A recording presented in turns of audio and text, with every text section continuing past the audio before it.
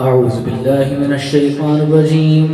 بسم الله الرحمن الرحيم.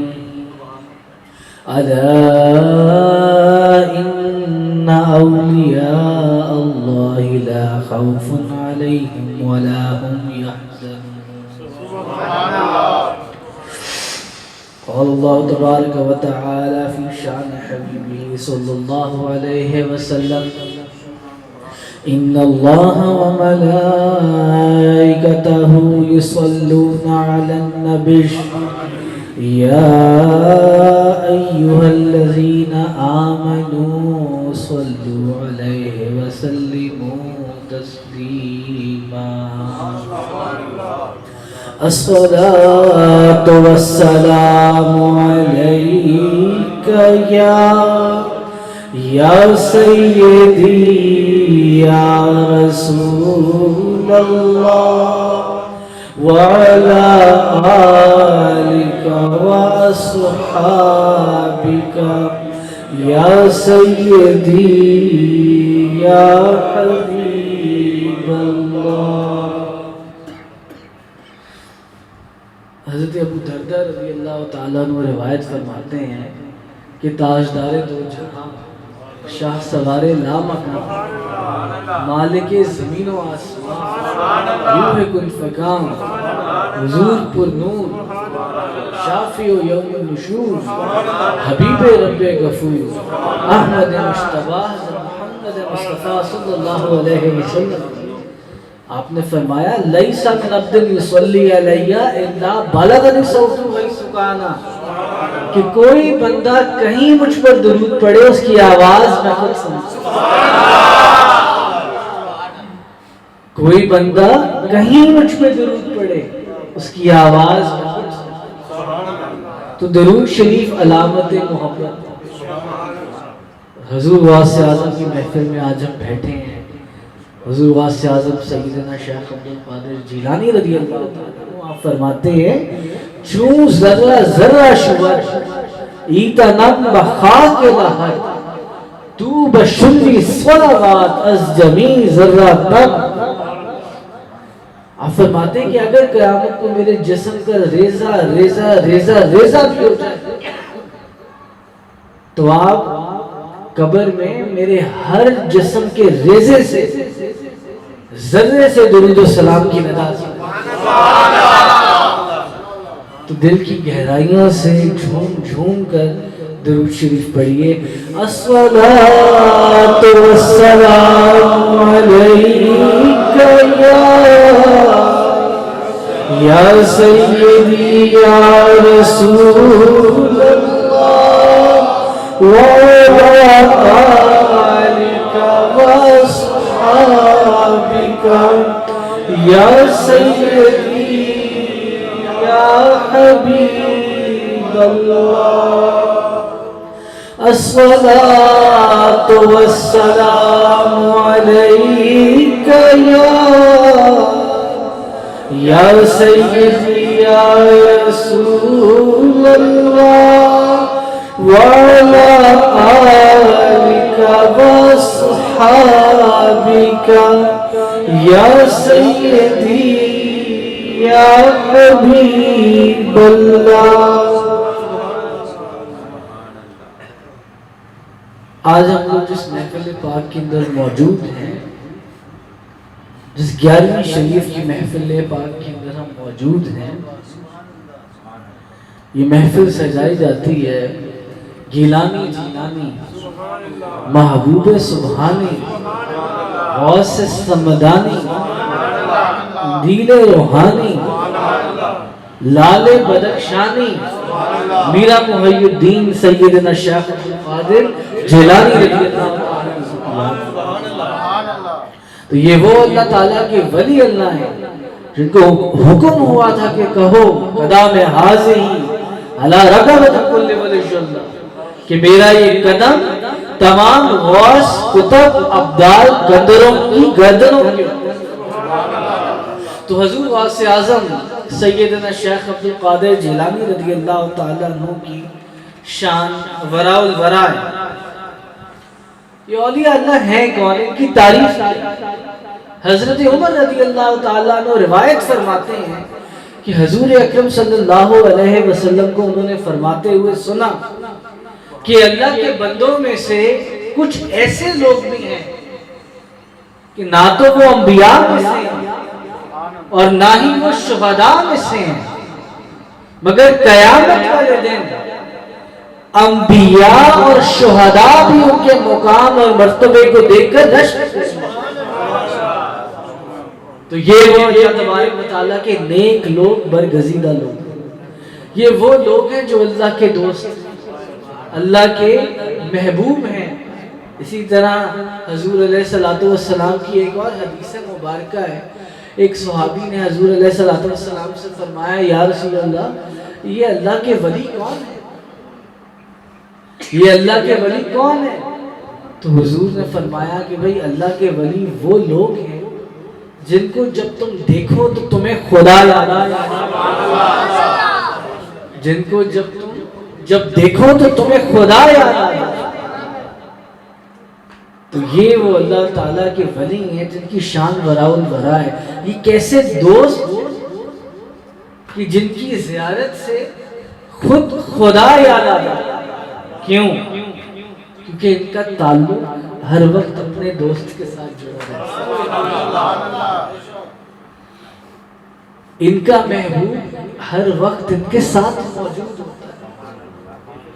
کشف المحجوب شریف کے اندر حضور داتا صاحب علیہ الرحمہ فرماتے ہیں کہ دوست کے گھر میں اندھیرا تب ہے جب اس کا دوست اس کے پاس موجود نہیں،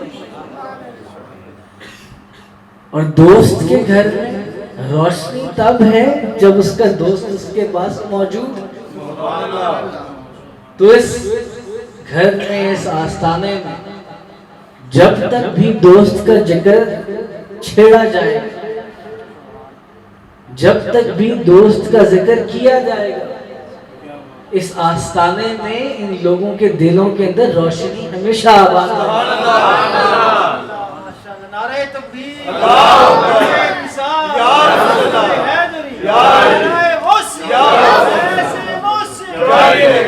حضور داتا صاحب علیہ الرحمہ آپ نے کشف المحجوب شریف میں فرمایا ہے کہ دوست کے گھر میں اندھیرا تب ہے جب اس کا دوست اس کے پاس موجود نہیں، اور دوست کو اپنے پاس کیسے موجود پانا ہے؟ دوست کا زیادہ سے زیادہ ذکر کرو۔ شیخ سعدی شرازی رحمۃ اللہ علیہ آپ فرمایا کرتے تھے، آپ فرماتے ہیں کہ یہ جو میرے یار کی خوشبو، یہ جو میرا یار کا ذکر ہے، میرے یار کے ذکر کو چھیڑا کرو، میرے محبوب کے ذکر کو چھیڑا کرو۔ تم جیسے جیسے ذکر کو چھیڑتے جاؤ گے، یہ کستوری کی خوشبو کی طرح یہ ذکر پھیلتا ہے۔ تو ہم لوگ جیسے بھی ہیں، مجھ جیسے حقیر ناقص لوگ، جب ہم ان اللہ والوں کی صحبت میں آتے ہیں تو پھر ان کا سایہ ہمارے اوپر آتا ہے۔ سبحان اللہ۔ شیخ سعدی شرازی رحمۃ اللہ علیہ مثال فرماتے ہیں، آپ فرماتے ہیں کہ بھی دیکھو مٹی کے اندر ویسے تو خوشبو نہیں ہوتی، مگر خاص طور پہ وہ مٹی جو پھولوں کے سائے میں ہوگی، وہ مٹی جو پھولوں کے سائے میں ہوگی، بے شک اس مٹی میں خوشبو نہیں ہے، ان پھولوں کی بدولت اس مٹی میں بھی خوشبو ہے۔ تو اولیاء اللہ کی شان مبارکہ کچھ یہی ہے، مجھ جیسے ناقص ہوتے ہیں، مگر جب ہم ان اللہ والوں کے سائے میں آتے ہیں تو ہم میں خوشبو ہو نہ ہو، ہم میں وہ خوشبو اپنی پھیلاتے ہیں۔ یہ شیخ سعدی شرازی علیہ الرحمہ نے فرمایا۔ اسی طرح یہ بھی ہمیں شیخ سعدی نے یہ بات فرمائی، انہوں نے کہا کہ تم عطار کی دکان میں اگر جاؤ اور اگر تم خوشبو خود لگاؤ یا نہ لگاؤ، عطار کی دکان میں جاؤ گے تو تمہارے اندر بھی خوشبو آئے گی۔ اور اسی طرح ایک وہ بندہ ہے جو لوہار ہے، وہ لوہے کا کام کرتا ہے، تم لوہے کی بٹی میں جاؤ، بے شک تم وہاں کام کرتے ہو یا نہیں کرتے ہو، وہ اسمیل، وہ بدبو تمہارے اندر بھی آئے گی۔ تو یہ نیک صحبت ہے۔ ہم وہ مٹی ہیں اور اولیاء اللہ وہ خوشبودار پھول جیسے ہیں کہ جب ان کا سایہ ہمارے اوپر پڑے گا تو اس حقیر جیسی بغیر خوشبو والی مٹی کے اندر بھی خوشبو پیدا ہوگی، مگر کن کی بدولت؟ ان اللہ والوں کی۔ ان اللہ والوں کی بڑی شان ہے، بڑا ان کا مقام اور مرتبہ ہے۔ تو ان اللہ والوں کے ساتھ ہمیشہ ہمارے پیر مرشد سیدی شیخ محمد مسلم نبی یوسفی آپ فرماتے ہیں کہ بیٹا کڑی جڑی ہوئی، اور آپ اس کی مثال ایک ٹرین سے فرماتے ہیں۔ آپ کہتے ہیں تم ایک ٹرین دیکھو، محنت تو سارا انجن کرتا ہے، وہ ڈبہ پیچھے بھرا ہو یا وہ ڈبہ خالی ہو، وہ انجن ٹرین کا سارے ڈبوں کو ساتھ لے کر جاتا ہے، شرط صرف اتنی ہے کہ کڑی جڑی، آگے کام انجن کا ہے۔ تو یہی وہ بات ہے جو کشف المحجوب شریف میں حضور داتا صاحب نے فرمائی کہ دوست کے گھر میں اندھیرا ہی تب ہے جب دوست نہیں ہے اس کا پاس موجود۔ محبوب ہر وقت ہمارے دلوں میں، ہمارے دماغ میں روشن ہونا چاہیے۔ ایک مرتبہ بندہ نجیز اپنے پیر و مرشد سیدی شیخ محمد مسلم نبی یوسفی کے ساتھ بیٹھا ہوا تھا، تو بابا جان فرمانے لگے کہ سب کے اندر موجود ہو کے بھی تنہا ہونا، سب کے اندر موجود ہو کے بھی تنہا ہونا۔ آپ لوگوں سے بات کر رہے ہو مگر آپ کا دل اور آپ کا دماغ ہے کہ اپنے محبوب کی طرف لگا ہوا۔ آپ نے اپنی کیفیت کا ارشاد فرمایا، آپ نے فرمایا میری کیفیت یہ ہے کہ میں بیٹھتا سب میں ہوں، سنتا سب کی ہوں، بات سب سے کرتا ہوں، مگر میرا دل اور میرا دماغ اپنے محبوب، اپنے یار کے ساتھ لگا ہوا۔ تو یہ کیفیت ہونی چاہیے ان اللہ والوں کے دلوں میں، ان کے دماغوں میں ہر وقت اپنا محبوب رچا بسا ہوا ہے۔ مولانا روم رحمت اللہ علیہ، مولانا روم رحمت اللہ علیہ، آپ حضرت شمس تبریزی رحمت اللہ علیہ سے بڑی محبت فرمائے اپنے محبوب سے، اپنے یار سے۔ تو ایک مرتبہ مولانا روم بیٹھے تھے تو شمس تبریز غائب، بڑا ڈھونڈا، حضرت بابا شمس تبریز نہ ملے۔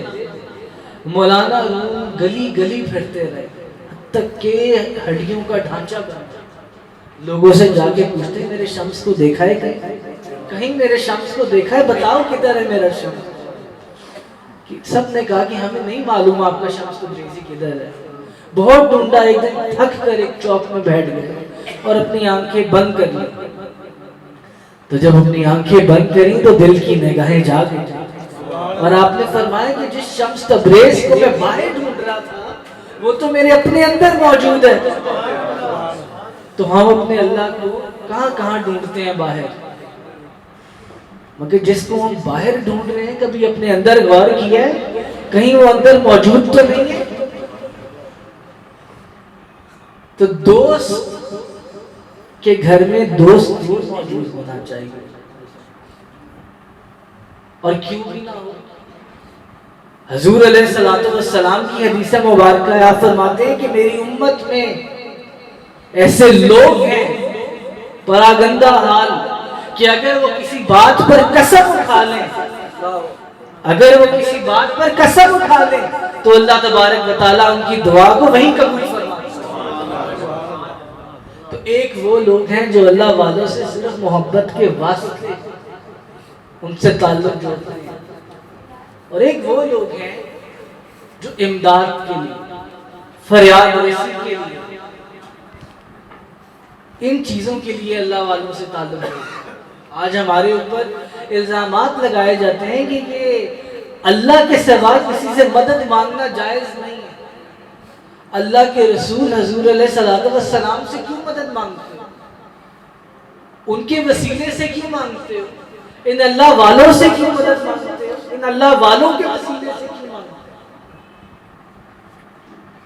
تو ہماری مثال تو کچھ یہی ہے جیسے ہمارے پیر و مرشد وہ ٹرین کی مثال کہ وہ ہمارا شیخ وہ ٹرین کے انجن جیسے، ہم وہ ڈبے ہیں، اور مجھ جیسا وہ خالی ڈبہ ہے جس کو محنت کرنی آتی نہیں ہے مگر کڑی جوڑنے کی کوشش کی ہوئی ہے، اور اسی بدولت انہوں نے لے کے بھی جانا ہے۔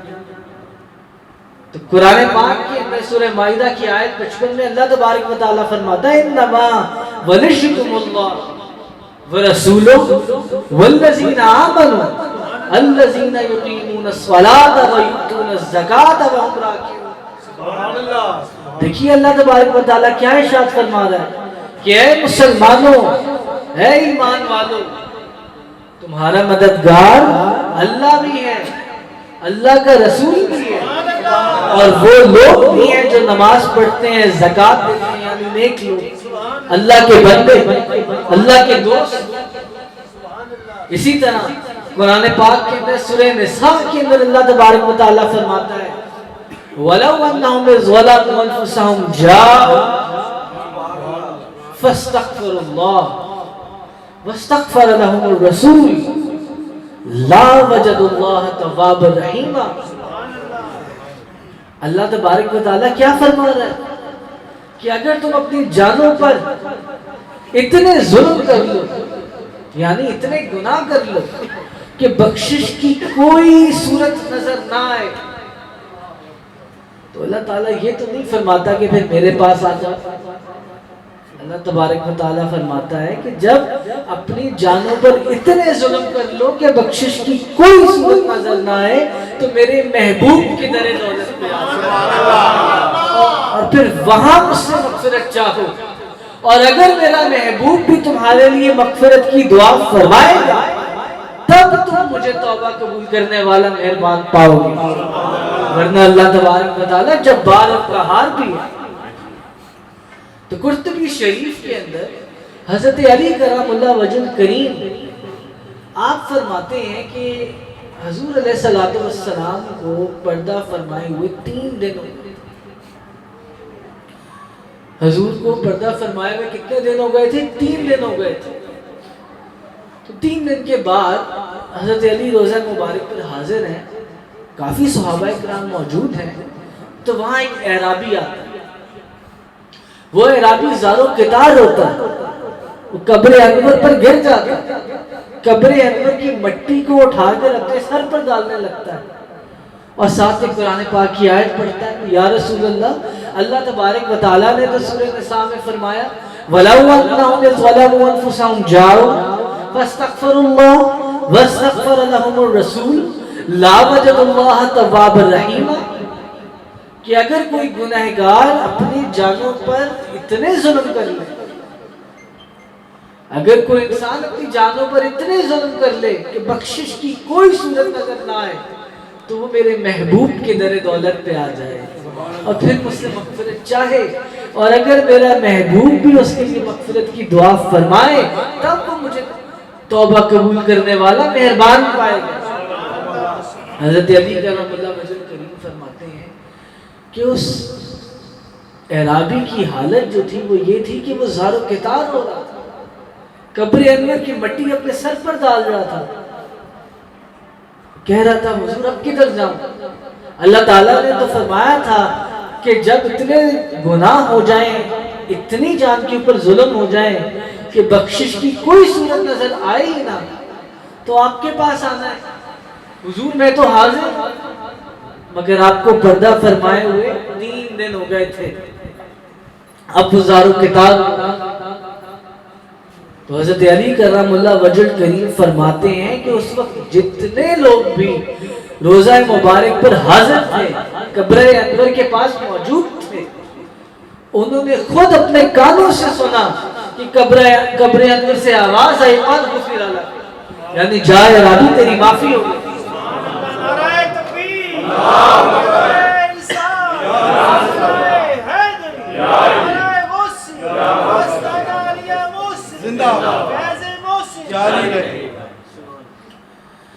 تو اس سے ہمیں معلوم بھی ہوتا ہے کہ اللہ تعالیٰ بھی ہمارا مددگار ہے اور اللہ تعالیٰ کا حبیب حضور علیہ السلام بھی ہمارے مددگار ہے، ہمارے فریاد رس ہیں، ہماری امداد کرنے والے ہیں. حضور علیہ السلام کی حدیث مبارکہ ہے کہ جب کوئی شخص کسی جنگل، کسی میدان بیابان یعنی کسی بھی مشکل میں پھنس جائے تو وہ کہے اونچی آواز سے آمینونی یا عباد اللہ، اے اللہ کے بندوں میری مدد کرو، میری مدد کو پہنچو۔ تو ہمارے سامنے حضور علیہ الصلوۃ والسلام کی حدیث مبارکہ بڑی واضح ہے۔ حضور علیہ الصلوۃ والسلام تو خود ہماری تعریف فرما رہے ہیں اور ہمیں حکم فرما رہے ہیں کہ جب تم کسی مشکل میں پھنس جاؤ تو کیا کرنا ہے؟ اللہ کے بندوں کو یاد کرنا ہے، ان اللہ والوں کو یاد کرنا ہے۔ اللہ اللہ کیے جانے سے اللہ نہ ملے، اللہ اللہ کیے جانے سے اللہ نہ ملے، اللہ والے ہیں جو اللہ سے ملا دیتے ہیں، اللہ والے ہیں جو اللہ سے ملا دیتے ہیں۔ تو یہ شان اللہ والوں کی حضور علیہ الصلوۃ والسلام کی حدیث ہے۔ حضور نے فرمایا کہ کہو جب کسی مشکل میں پھنسو، آئینونی یا عباد اللہ، اے اللہ کے بندوں میری مدد کرو، میری مدد کو پہنچو۔ غیر مقلدین کے امام نواب صدیق حسن خان بوپھالی نزل الابرار میں لکھتے ہیں کہ ایک مرتبہ میں مرزا پور سے جبل پور جا رہا تھا، تو راستے میں ندی میں طغیانی بہت تھی، تو میں اپنی سواری سمیت ندی میں گر گیا۔ اب طغیانی کی وجہ سے قریب تھا کہ میں اپنی سواری سمیت ندی میں ڈوب جاتا۔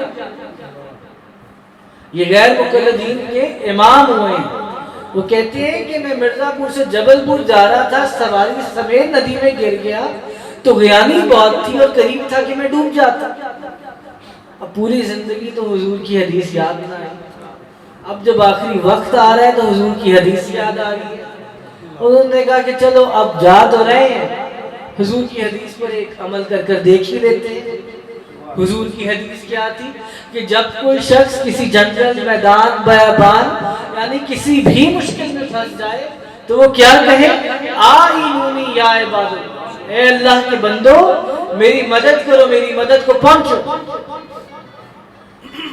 تو نواب صدیق حسن خان بوپھالی کہتے ہیں کہ میں ڈوب رہا تھا اور مجھے نہیں پتا، میں نے یہ حربہ بنایا اور میں نے اونچی آواز سے کہا آئینونی یا عباد اللہ، اے اللہ کے بندوں میری مدد کرو، میری مدد کو پہنچو۔ کہتے ہیں میں نے جیسے یہ پڑھا میں نے اپنے ہوش کھو دیے، جب آنکھ کھلی تو دیکھا کہ میں ندی کے باہر صحیح سلامت موجود تھا۔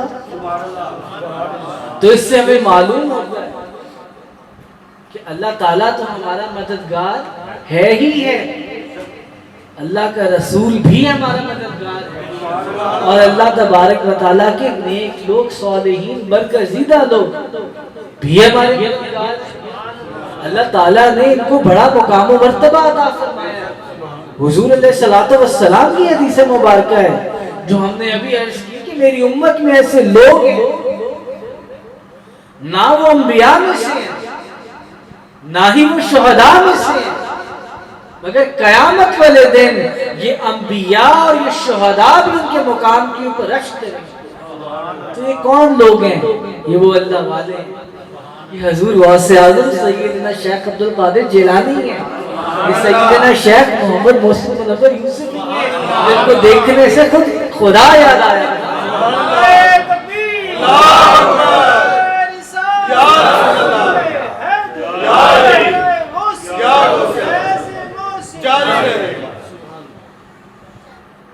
تو زیارت اولیاء خود انبیاء کی سنت رہی اور زیارت اولیاء خود صحابہ اکرام کی سنت رہی اور زیارت اولیاء خود اولیاء کی سنت رہی۔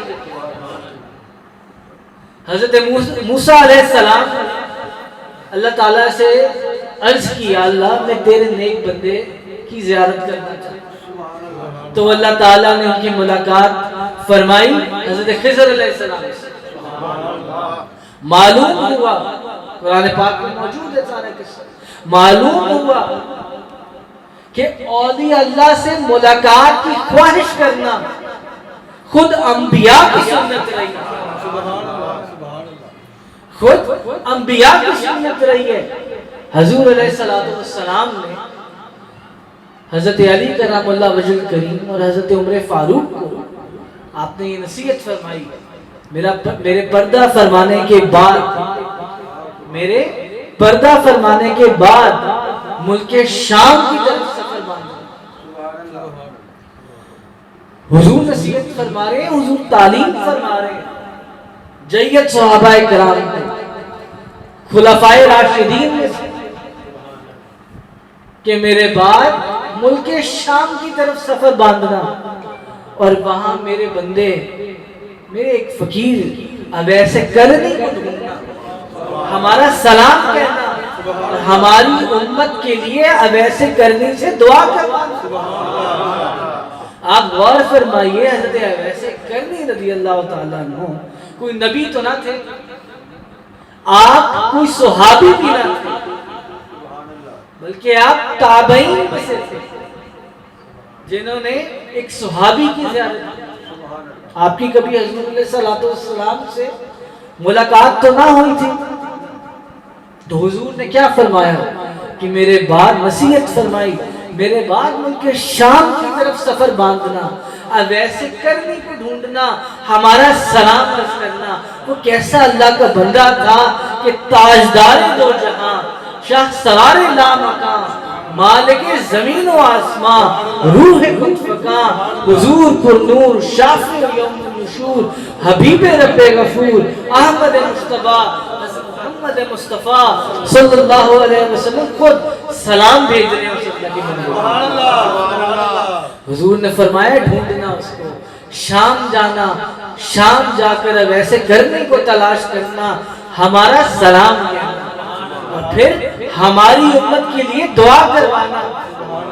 حضرت ویسے کرنی رضی اللہ تعالیٰ عنہ ایک اللہ کے ولی تھے، آپ ایک اللہ کے ولی تھے، آپ ایک تابعین میں سے تھے،